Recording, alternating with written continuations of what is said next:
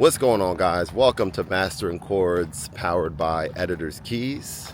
I did not bring my Editor's Keys keyboard with me during this vlog, but I wanted to switch up the style a little bit. As you can see, we've been doing these videos every Tuesday and Friday for a few months now, and I'm going for a walk, as you can see, and I thought I would kind of just chat with you for a little bit and talk a little bit about where we are so far, what we've covered, why I'm doing what I'm doing, and let's do that. So first thing is on just a little bit of a recap, right? For those of you who are new here, potentially, my name is Khordmaster. I'm a pianist and an educator and a music producer, amongst other things. I have a tutoring business where I tutor math, ELA, and piano lessons.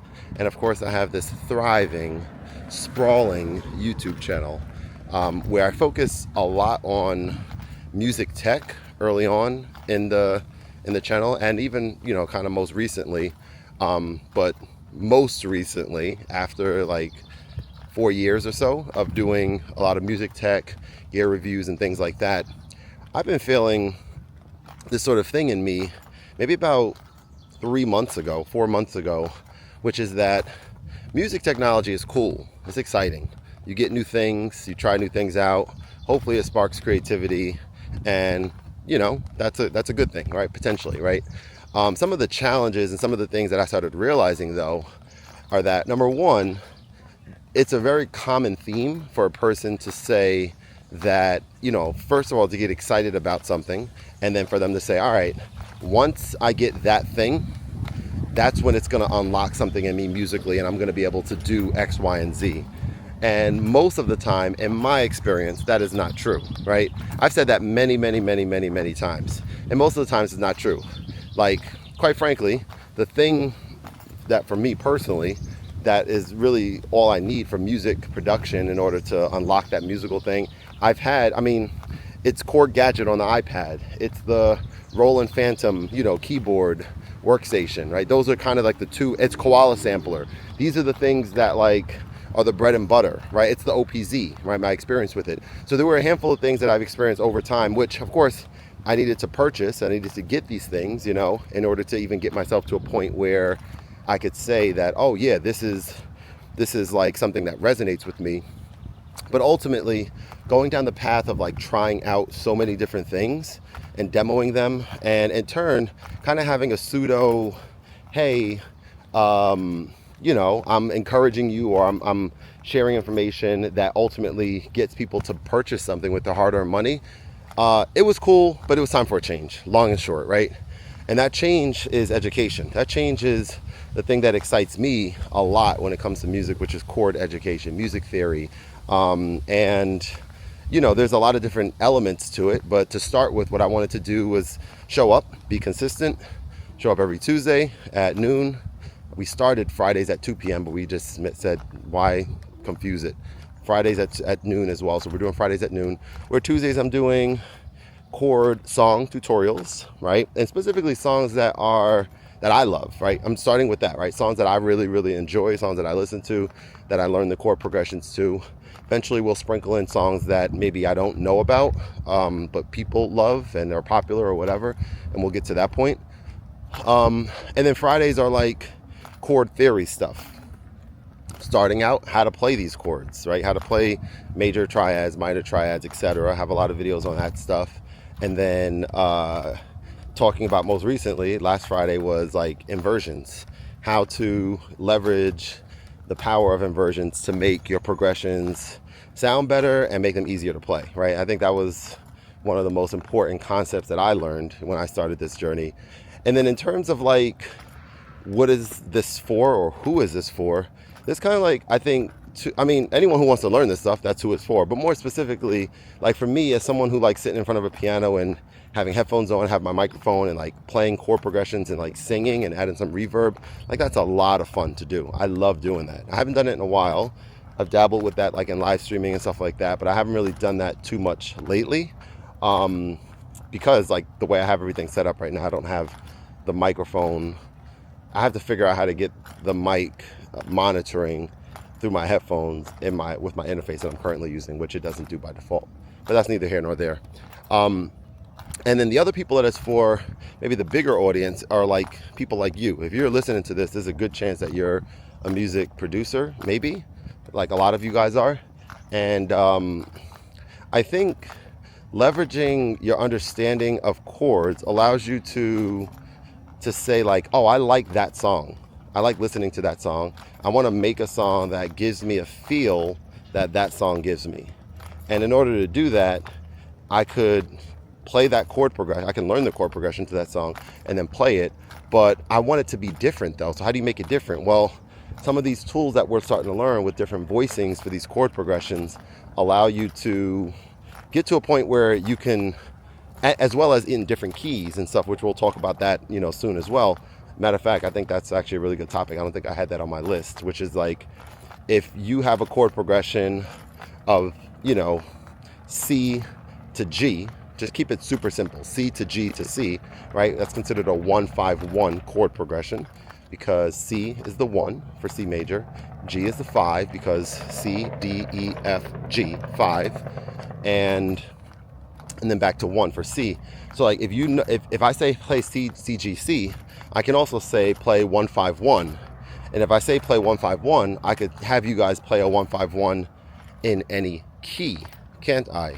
I can have you, instead of going from C to G, can't you also go from D major to what? A major? D major to A major is also, 1-5, right? And then back to D major, 1. It's, starting from a different key. So like, that's a good topic to talk about and to kind of unpack a little bit further. But I feel like there's like a ton of stuff to learn. I feel like, we're getting close to a point where some of the preliminary stuff that I know like the back of my hand I'm getting close to like having shared a lot of that information. And then it turns into like a matter of me spending a couple of days throughout the week, like learning something new myself that I did not know or that I'm kind of weak in, and then being energized and excited to be able to share that with you guys. And the idea of being able to get these chord progressions down and learn how to play them, there's something very, very, very rewarding, I feel, for any of you guys out there who are not used to playing chords and not used to creating your own melodies and all this kind of stuff, buying sample packs, leveraging AI and all this. There's something very rewarding about being able to play it yourself. Yeah, so that's what we'll leave today's video. Excited that you guys are all here today. I definitely appreciate you spending some time with me throughout these weeks and months and years ahead, because I'm going to continue on with this. I want to become the premier destination for people who want this information in a way that is digestible, hopefully entertaining, and just good. Like, you feel good about watching it. Like, that's exciting to me. Even if there's one person, right, that comments on the video, like and people have done this, and I've been like, let me share this information with other people, right? Like, it's not like I want people to see what others think about this style of content that I'm putting out. So I've put out like 2 just like not screenshots, but like, little quotes, comments, there you go, from some people who've expressed extreme gratitude. So that makes me feel amazing. I'll take one comment like that over 30 comments about a gear review at this point, because that matters more to me at this point. I'll also say music gear is not going anywhere. I'm still going to have some content. I'm actually working. I got to follow up with one of this particular company, but I have some really strong ideas about how to cover both things together. Like, chord-based content can be applied to music tech as well. And that's going to be something that I, at some point, once things are on autopilot with what I'm currently doing, at some point it's going to be exciting to be able to introduce a new element to the series, which I have a couple ideas on that too, but I'm just trying to do it slowly but surely, right? Like, kind of ease my way into additional content and additional, things. But it's definitely exciting. Like I said, I appreciate you guys being here. The Patreon is still a great place to stay connected. You can check out patreon.com/Khordmaster. It's free to join. There are paid options on there, but I encourage you guys to just follow me on there and check out the community tab, which is essentially a chat room that we could communicate. You can ask questions, etc. And that's a great place to be for people who are finding value in these videos. My newsletter is also something that's been very rewarding lately, being able to, and I don't even know, I have to figure out a different term than newsletter. I don't like the term newsletter as much because it has like a bit of a salesy sort of approach or context to it, but there's nothing I'm really selling on there. It's just sharing information. So that is a good place to check out. It's on Substack. I send one out every Thursday at noon. Today's Thursday, and I need to write today's, and so that's cool. Just kind of the accountability and just showing up for that. So you can check that out. There's obviously going to be links for all that stuff like below. Hey, good morning. How are you? And what else? I think that's it for now. And just another shout out to my sponsor, Editor's Keys, right? So one of the cool things about working with companies like Editor's Keys is that this sponsorship came from years of working with them, years of collaborating with them, right? And kind of really building a relationship, not just a random cold call. Hey, are you interested in sponsoring this content? It's like we have a history, we have a foundation. Their unit, their item is not in this particular video. I'm sure they'll be cool with it because I'm going to talk about them right now. Maybe I'll just superimpose a little picture of one of their keyboards that I use, but they make a lot of great stuff. I think their first items that I got from them were MacBook keyboard covers.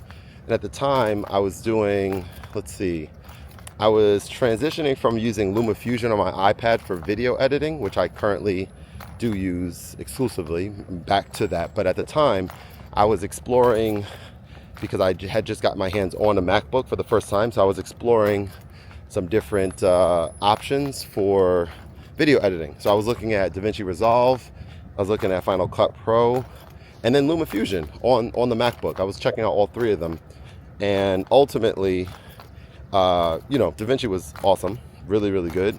And using these keyboard covers that they sent over to me to kind of make the editing process a little bit more seamless was really, really beneficial, right? And so I currently don't use those anymore, right? Because I am back to the basics, we'll call it, and a lot more comfortable using the iPad for LumaFusion.